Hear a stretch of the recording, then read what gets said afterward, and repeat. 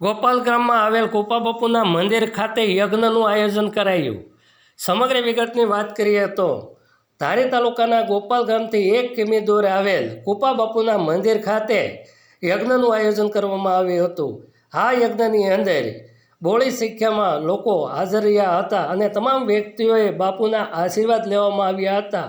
આશીર્વાદ લઈ અને ધન્યતાઓ અનુભવી હતી. ત્યારે આ કાર્યક્રમની અંદર મોટી સંખ્યામાં ગામજનો તેમજ આગેવાનો ઉપસ્થિત રહ્યા. ગોપાલ ગામનો વતની, મારું નામ મેરામભાઈ ભાણભાઈ વાળા, ગોપાલ ગ્રામ. અમારા વડવાના જે બેઠક હતી એના ઓટાના સમારકામ જીર્ણોદ્ધાર માટે અમારા ગોઠીભાઈઓ બધા ભેગા થયા અને જે તેની રીતે યથાશક્તિ પ્રમાણે ફાળો આપી અને એ કાર્ય અમે પૂર્ણ કર્યું. ત્યારબાદ એની પ્રતિષ્ઠા આજે 3/2 ને ગુરુવારના દિવસે રાખી છે. પ્રતિષ્ઠામાં પણ બધા ભાઈઓનો સહકાર સારો મળ્યો છે અને સારી રીતે આજે યજ્ઞ અને બાપુની પધરામણી એના આસન ઉપર થાય છે. એ એક ગર્વ અને આનંદ જેવી વાત છે. અમારા વડવા જે આ ગાયો માટે કાયમ આવી ગયા એને આજે વર્ષો થઈ ગયા.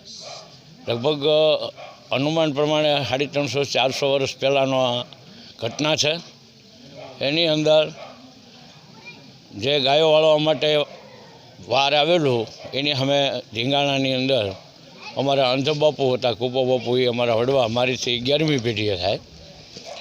એ અંધ હતા પણ છતાંય એને લડત આપી અને વારને પાછી કાઢી અને ગાયું પાછી વાળી. અને એમાં એક સૈનિક બાપુની બાજુમાં પસાર થયો અને એણે જોયું કે બાપુ અંધ છે, એટલે બાજુમાં એ ભાલું મારતો ગયો. એ રીતે બાપુ કામ આવી ગયા છે અને ગાયો માટે એમનું બલિદાન એમણે આપ્યું છે.